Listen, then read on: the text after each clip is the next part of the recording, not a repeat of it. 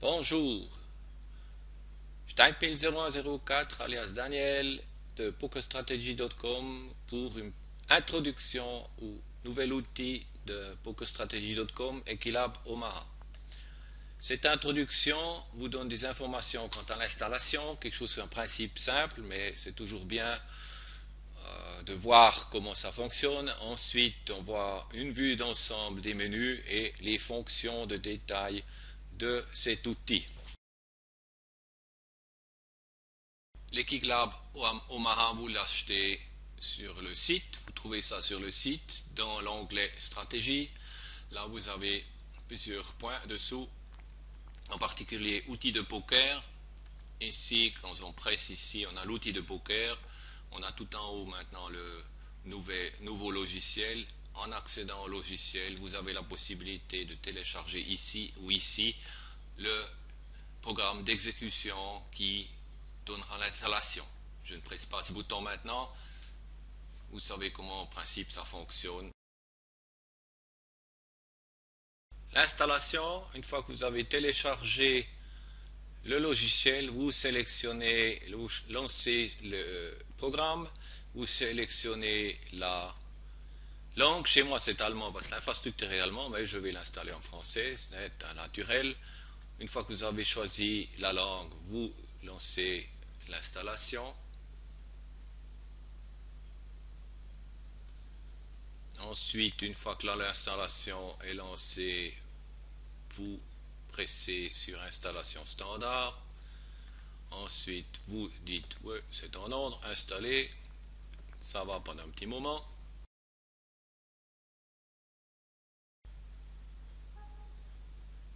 Vous voyez une demande pour Windows 7 qui demande de faire ça en tant qu'administrateur et ensuite ça va, une fois que c'est terminé, vous avez votre système fonction qui est prête, le programme est prêt, vous le lancez, le programme s'ouvre et vous êtes prêt à travailler.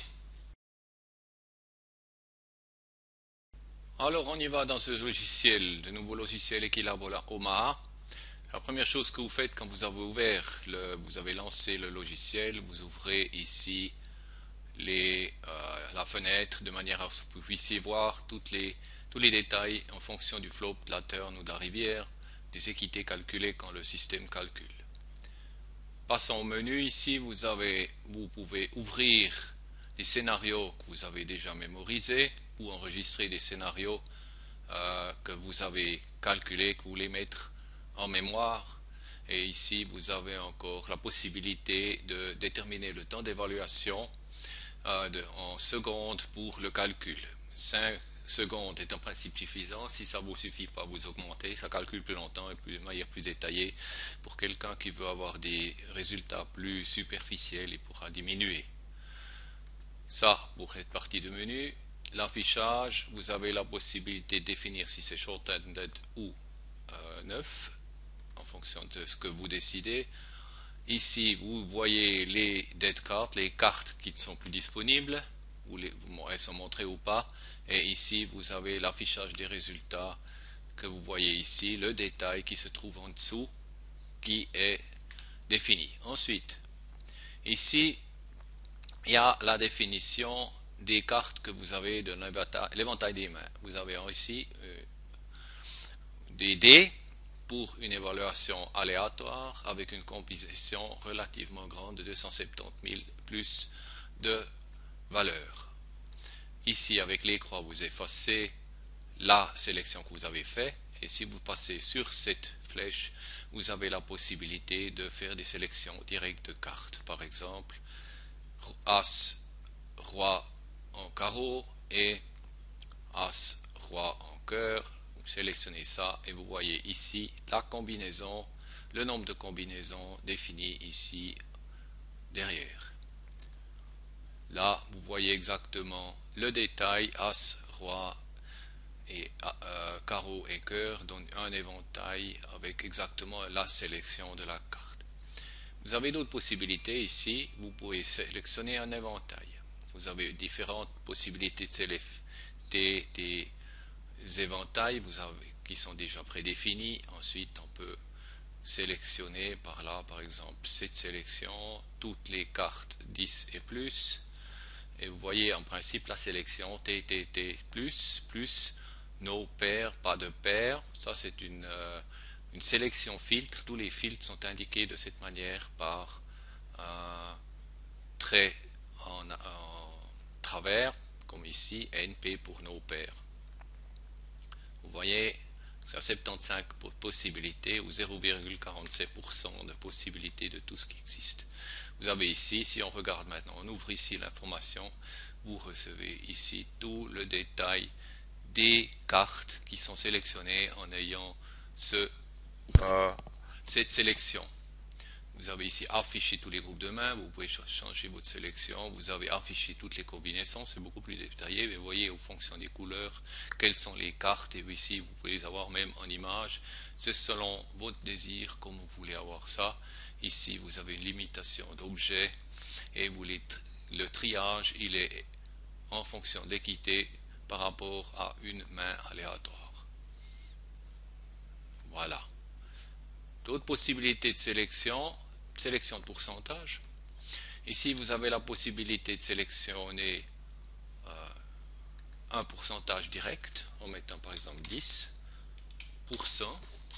qui donne le nombre de combinaisons disponibles dans ça, de 24 000 de ces, de ces 270 000, 270 pour les Français, ou vous pouvez vous amuser avec les barres ici, donc un éventail qui limite, qui exclut l'éventail haut, élevé, positif, prend par exemple une aléation entre deux, ou vous prenez par exemple 1%, et vous voyez, si on regarde ici, on a maintenant pratiquement toutes les cartes avec un as, ou il y en aura quelques-uns avec un roi. Donc ça c'est la combinaison. Si on fait une évaluation comme ça, on fait le calcul et on voit en principe comment évolue la situation pré-flop, flop à la turn et à la rivière. Et comme on n'a pas saisi de carte à la turn, flop, turn, rivière, on a les mêmes valeurs. Si maintenant concrètement je vais choisir maintenant les cartes, par exemple ici et ici, à la turn on a un 9 et à la rivière on a un 4 au cré, et je recalcule. Vous voyez maintenant ce qui se passe, le système calcule maintenant en fonction des cartes venant l'équité au flop, à la turn et à la rivière, des combinaisons ici sélectionnées qu'on a vu ici. Vous voyez ici maintenant avec ce tableau qu'on a dans le détail, on reçoit l'information de l'équité pour la première paire ici, on voit ça ici, si on descend, une équité, la victoire de 32%, une égalité de 14,91%, toute la combinaison en fonction de la situation flop, turn et rivière. Pour la deuxième position, la même évaluation de détail, et pour le cutoff ici avec cet éventail défini ici, là l'évaluation.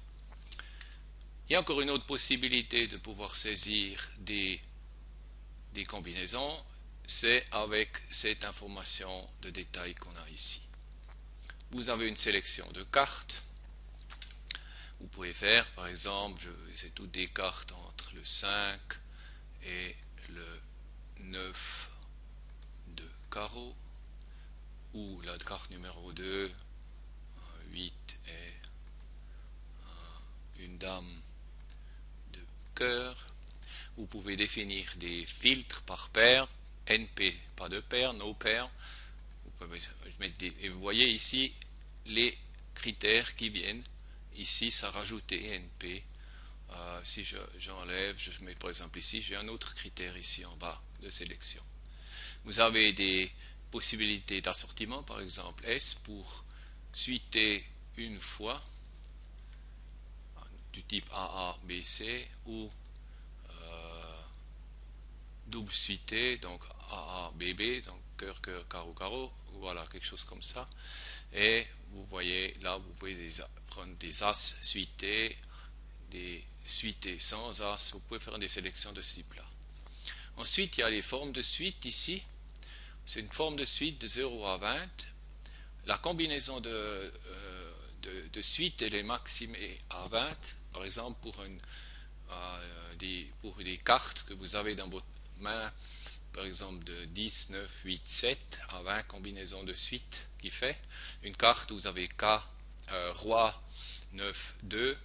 La seule combinaison qui peut être donnée, qui donne une suite, c'est Dame, Valet, 10. Donc ça serait 1. Là, vous pouvez limiter.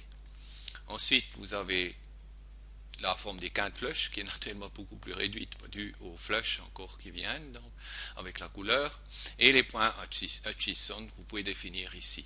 Ces points Hutchison ils sont définis et là vous pouvez en principe faire une petite pause en regardant la définition qui est ici, qui est notée, et relire cette définition détaillée pour comprendre ce que sont ces points Hutchison.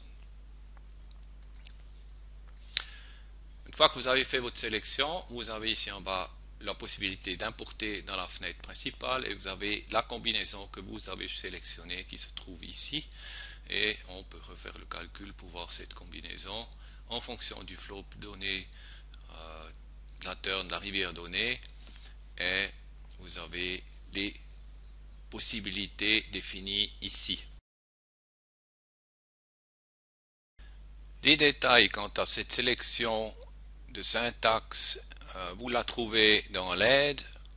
Là, si vous voulez voir le détail et si vous voulez saisir ça directement à la main, vous avez toutes les informations, par exemple comment saisir les couleurs, comment saisir les pourcentages, les types de cartes avec la détail, par exemple B pour les grosses cartes, M pour les cartes moyennes, V pour les cartes qui font une wheel, une roue, As 1, 2, 3, As 2, 3, 4, 5, et surtout les filtres, NP pour pas de paire, RB pour les mains rainbow, donc arc-en-ciel, etc. Tout ça, je vous laisse le soin de lire si vous voulez rentrer dans le détail et saisir spécifiquement des filtres définis. Dans l'aide, vous avez une liaison directement au forum pour le support. Il va actuellement dans le forum chez nous en français.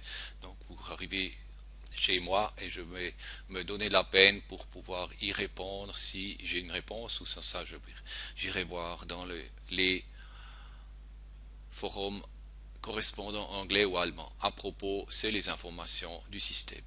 On a encore des outils, un outil de comparaison main par main. Cet outil de comparaison main par main, maintenant on a ici un outil de comparaison, donc on voit ici le type de main qu'on a ici, c'est X, Y, Z, R, un type d'assortiment qui est défini avec le nombre de combinaisons qu'il peut y avoir, et là les possibilités de suite, il y en a 10, les quintes flush possibles, il y en a 4, et les points Hutchison de 21. Pour une carte d'une autre main, comme on a défini ici, Dame, Valet, 10, 9, on a actuellement 19 suites possibles. Il faudrait prendre le 8 au lieu de la Dame pour avoir les 20 maximum. On voit le type de cartes, elles sont toutes de la même couleur, le nombre de points Hutchison, et ici en bas les équités en fonction de général et en relation avec des mains aléatoires, des combinaisons de mains aléatoires de 1 jusqu'à 9 mains aléatoires selon la table et tous ceux qui jouent avec. Ça, c'est ce premier outil. Le deuxième outil, counter doubt au flop, ça c'est un système qui permet de définir quels sont les outs effectifs quand on a un flop présent. J'ai ici une sélection de cartes, As, carreau, 6 carreaux, valet de cœur et 4 de cœur. Si je choisis par exemple la carte au flop 1, 7, 1, 5 et 1, 2, je vois tout d'un coup la situation elle me montre les probabilités. Ici, pardon, la situation que j'ai au flop. Elle me montre par exemple une probabilité qu'avec ces combinaisons, j'ai une suite que je peux toucher et j'ai 3 suites que je peux toucher avec un pourcentage de 1%. Les outs pour la suite, pour atteindre ces possibilités, les outs pour la suite note, j'en ai 8 avec un pourcentage de 1,75% ou par exemple 4 avec un pourcentage de 3,15%, c'est compté ici. Je vois ici, la force de la main elle est absolument nulle. Si je vois maintenant une paire, j'aurai ici quelque chose dans la paire. Je vois le nombre d'outs pour la suite qui sont de 8, pour la suite neutre 4. Et si je presse ici, ça c'est les outs que j'ai pour la suite. Et si je presse ici, j'ai les 3 qui me donnent la suite neutre. Pour la couleur, j'ai 9 outs qui ne sont pas pour la note parce que j'ai pas là, c'est pas le roi, pas la dame dedans dans le système. Ça c'est pour le second outil. Il nous reste maintenant encore voir le dernier outil qu'on a ici, c'est le graphe d'équité pour la prochaine suite. Donc si je sélectionne ça ici, j'arrive à une graphique. Et ce graphique met en relation les deux mains l'une contre l'autre.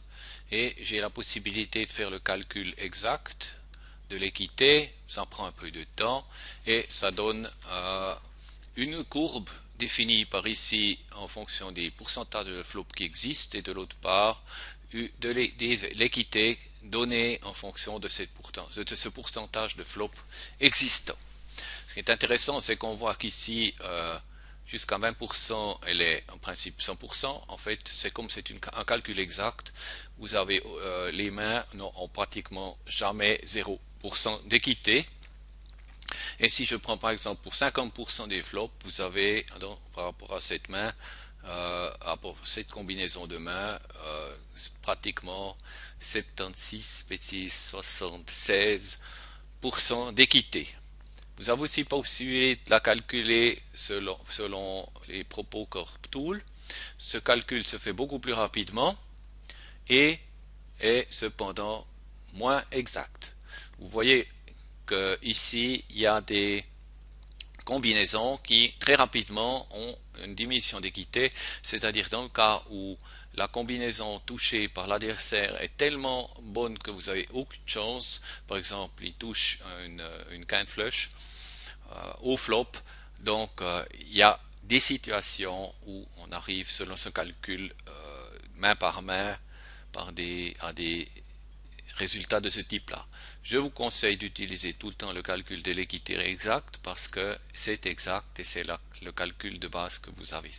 Vous pouvez garder ce calcul, sauvegarder cette capture d'écran pour l'utiliser par exemple dans un forum ou pour vos informations que vous transmettez à d'autres collègues. Voilà, nous sommes à la fin de cette présentation. Je vous rappelle ce que j'ai déjà dit. Au forum de support, vous pouvez nous poser des questions. On y répondra très volontiers. Je vous remercie de votre attention. Pour PokerStrategy.com, Steinpil 0104, alias Daniel. Au revoir et à bientôt.